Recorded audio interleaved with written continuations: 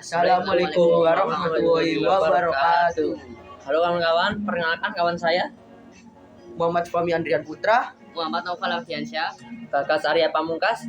Kami akan melakukan podcast tentang kenakalan remaja.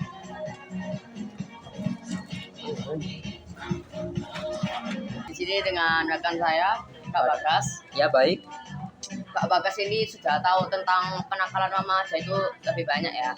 Jadi aku akan menanyakan tentang kenakalan remaja itu gimana. Oke, Kak Bagas. Pertanyaan pertama yang saya akan tanyakan itu, apa yang dimaksud dengan kenakalan remaja? kenakalan remaja itu kayak gini ya. Kayak kita remaja kan biasanya dari rentang usia 12 sampai 18 tahun ya. Nah, dari SMP sampai SMA itu pasti ada penyimpangan dari remaja itu, baik dari perilaku, omongan, sikap gitu. Gitu. Oke, pertanyaan kedua yang saya akan tanyakan itu, mengapa remaja bisa terlibat dalam kenakalan itu, Kak? Remaja bisa terlibat dalam kenakalan itu karena berbagai hal ya. Biasanya itu karena dorongan kayak broken home atau kurang Teman perhatian sendiri, kan, ya, teman sendiri. ya, atau dipengaruhi oleh teman sebaya gitu, atau bisa jadi apa tuh pengaruh orang tua, kayak kurang perhatian orang tua, kurang kasih sayang gitu.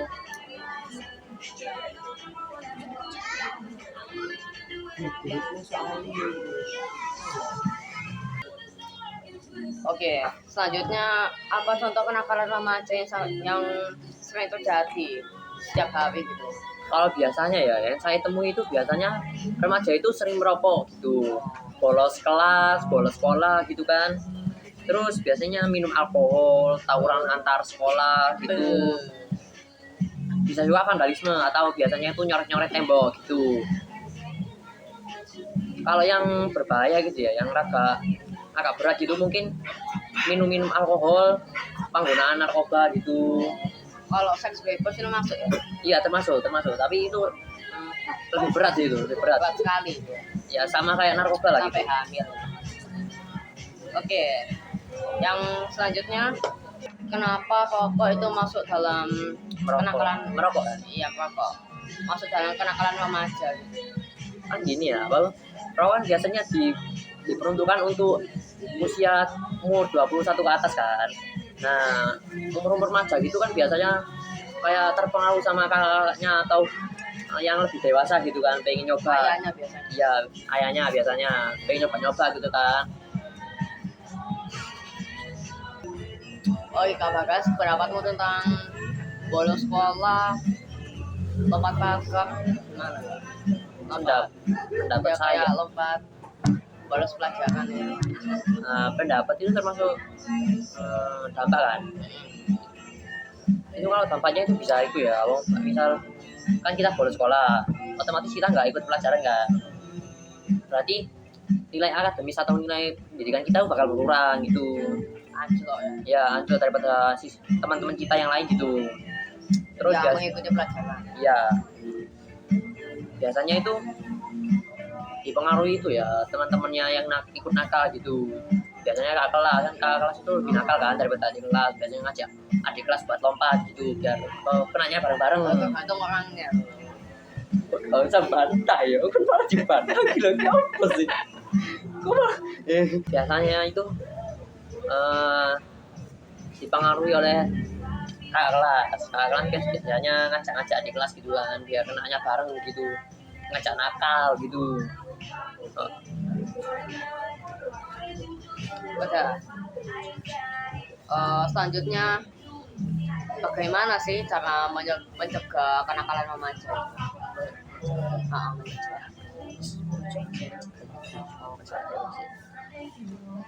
Nggak boleh. Tak boleh. Nggak boleh pencegahan. Pencegahan supaya gak bolos sekolah itu gimana sih, Kak Bagas? Kalau pencegahan ya, biasanya itu sekolah itu melakukan gini ya, bahwa kayak pendekatan melalui apa itu guru BK biasanya manggil buat bicara masalahnya gitu. Atau kalau enggak itu biasanya tempat buat kabur itu bisa dijaga sama orang guru-gurunya gitu, biar orang nggak kabur gitu kan. Terus bisa aja kita guru BK itu komunikasi sama orang tua, membicarakan tentang anaknya gitu, solusinya gimana gitu, biar orang tua sama guru itu bisa tahu gitu. Konsultasi. Iya, konsultasi. Bisa. Oke, selanjutnya itu apa sih akibat dari kenakalan remaja bagi mereka sendiri? Kalau dampak kan, dampak itu kedepannya itu bakal ini ya, apa, susah buat nyari pekerjaan misal, terus kan kita bisa aja dicap jelek gitu sama masyarakat, soalnya kita orang kenakalan gitu kan, orang nakal gitu. Kebanyakan makan narkoba gitu ya. Ya misalnya dicap jelek itu, Nggak ada yang terima. ya relasinya juga kurang, biasanya relasinya itu antara orang nakal aja gitu. Biasanya orang yang baik itu jarang deketin, soalnya nggak mau ketularan nakalnya gitu. Lama-lama jadi ngepang ya. Iya. Selanjutnya siapa sih yang bisa membantu remaja agar tidak terlibat dalam kenakalan gitu? Kalau itu ya umumnya itu guru BK gitu. Guru BK kan biasanya yang ngontrol anak-anak nakal gitu kan. Kalau nggak gitu juga guru bisa, guru wali kelas pembicaraannya gitu. Atau enggak kita sebagai temannya gitu bisa juga nasihat gitu, ngajak dia buat berbuat baik gitu, biar dia juga ikutan baik gitu.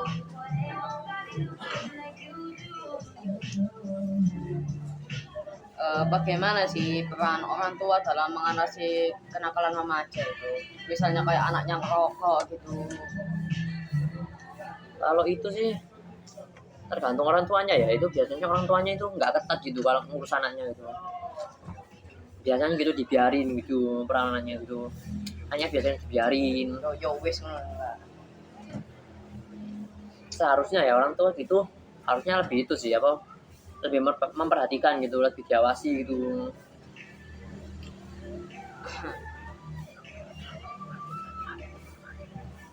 Terus mengapa lingkungan pergaulan penting itu untuk menjaga kenakalan remaja? Maksudnya gimana ya? Lingkungan pergaulan. Ya maksudnya Mengapa lingkungan pergaulan ini nomor lucu. Mengapa lingkungan pergaulan penting untuk menjaga kenakalan remaja? Iki ono. Nang holun gitu.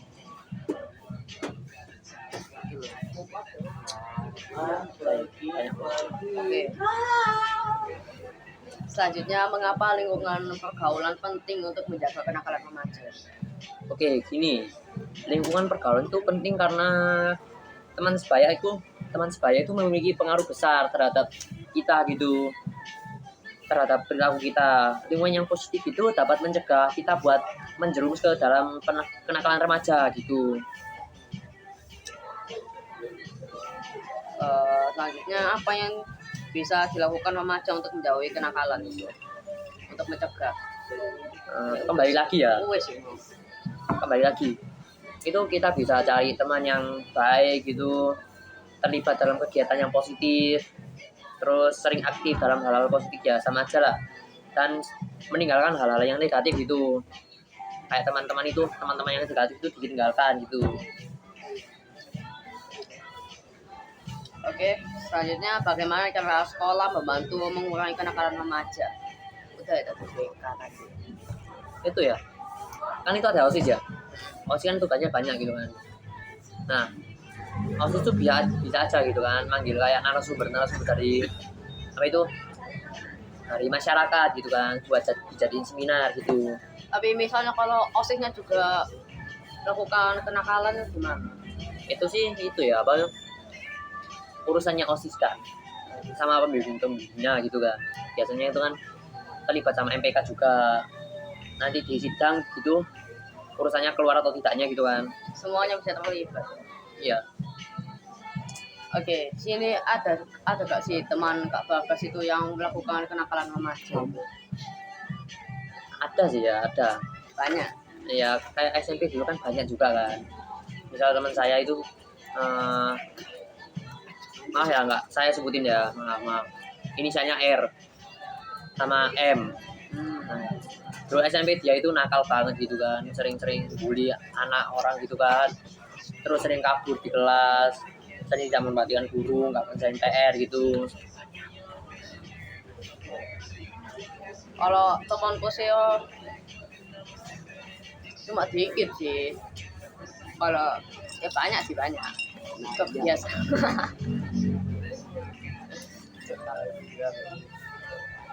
Kamu kan SMP-nya bagus ya pasti anak-anaknya juga bagus gitu kan. Biasanya itu anak-anak kayak supporter itu biasanya nakal-nakal.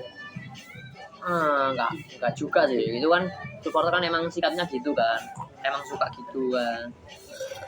Kalau teman tuh ya enggak sih, supporter kan biasa gitu kan, di masyarakat juga ada supporter gitu. Oke, lanjut Kak Bagas, lanjut ke pertanyaan kenakalan remaja yang lain ya. Tentang alkohol itu gimana sih, Kak? Meminum alkohol. Oke. Minum alkohol berkait itu ya, berkaitan sama hukum, kesehatan, dan juga agama ya, terutama agama kan lihat kalau itu rata-rata orang Indonesia kan agamanya Islam, cuman melarang kita untuk minum alkohol kan, soalnya bisa bikin mabuk. Kalau menurut hukum sih boleh ya, cuma itu terkecuali gitu kan, terkecuali umurnya sudah 21 tahun. Sama itu kalau di agamanya emang boleh diperbolehkan untuk minum alkohol gitu. Legal. Ya, legal. Tapi kalau ilegal ya masih nggak boleh ya. Ya, nggak boleh. Terus kalau resikonya itu gimana? Resiko itu ya bisa kalau masalah kesehatan juga, kerusakan pada otak misal, terus gangguan fungsi hati, peningkatan resiko kayak kecanduan gitu, nanti besarnya bisa kecanduan, mengganggu perkembangan gitu kan, soalnya kan kita masih remaja gitu.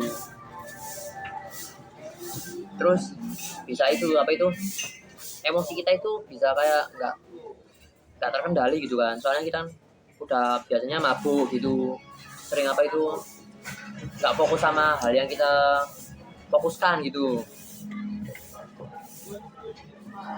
Pengaruh negatifnya juga bisa terpengaruh sama itu ya pada akademis, soalnya kan itu cenderung mengalami penurunan prestasi sama nilainya penurunan gitu kan, terus bisa mengganggu konsentrasi saat belajar gitu.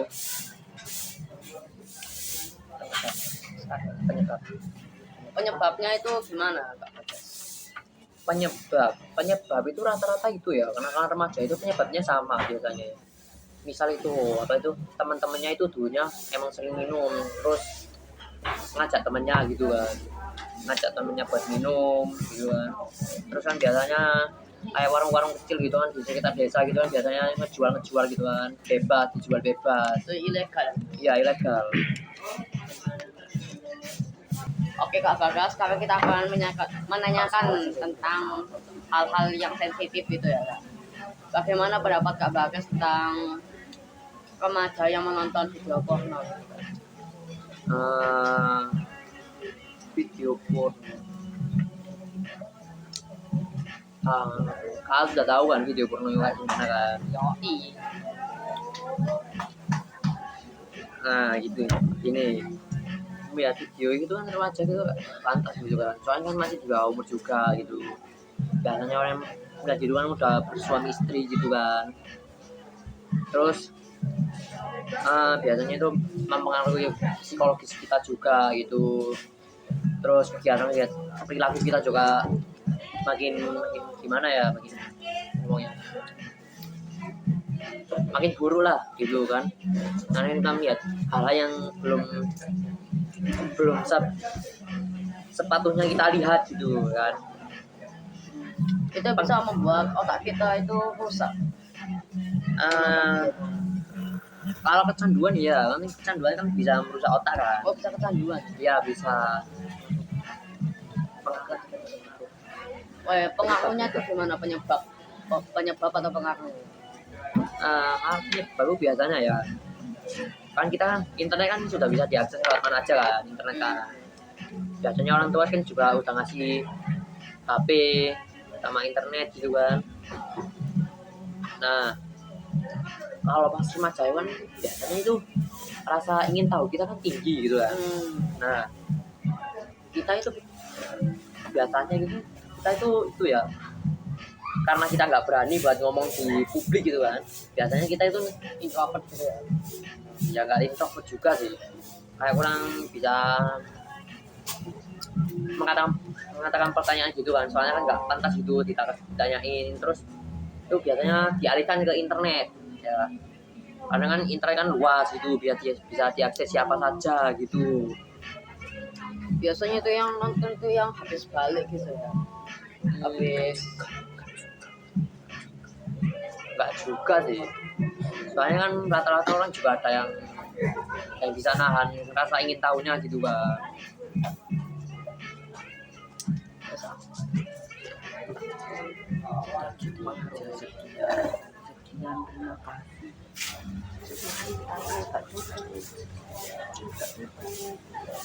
Maksimal 30 menit. Ada loh. Maksimal 30 menit. kata ya kata. Maksimal 30 menit. Setala ya Allah. Yo dikata ya Kok saya karek 5 6 3 2 1 wis. 30 menit pas. Wis lebih. Wis kon mikir apa mana? Lanjut, pengaruh yang lain itu kan biasanya bisa didapat dari media sosial kan. Media sosial kan luas, siapa saja bisa mengutarakan pendapatnya gitu kan. Terus kan ada ya oknum-oknum yang biasanya mamer-mamerin tubuhnya gitu kan, biasanya itu juga bisa diakses lewat medsos gitu kan. Remaja kan ini maunya besar gitu ya. Iya, contohnya itu kalau kita biasanya TikTok itu kan banyak gitu kan, TikTok joget-joget ya. ya. Terus Instagram gitu kan ada gitu. Itu juga biasanya itu ya apa itu, kita ngelakuin itu biasanya kita sampean salah pun orang-orang temen orang kayak gitu biasanya itu ngelakuin itu karena bosan. Misal kita nggak ada hal-hal lain yang buat kita lakuin gitu kan, Ikutin tren ya. ya scroll gitu kan, tiba-tiba muncul gitu. Terus rasa ingin tahunya muncul gitu kan, ini apa ya, apa yang tak cari lebih dalam lah, apa itu gitu. Nah, tuh. Terus biasanya ya nonton gitu biasanya itu ya bisa ngilangin rasa stres gitu kan. Misal orangnya itu banyak masalah gitu, terus dia itu melepas stresnya itu lewat Jadi sama video aja itu. kayak ngerokok gitu ya. Iya, apa sama. Oke, kita selesai cukup ini ya Kak Noval. Karena kalau kita bahas lebih dalam lagi kan itu ada Masalah ya. lebih Hukum bisa kena. lebih berat gitu kan. Yang kalau kita bahas lebih lanjut gitu. Mungkin kali ini saja ya. Oke, selesai. Wassalamualaikum Warahmatullahi warahmatullahi wabarakatuh. wabarakatuh. Terima kasih.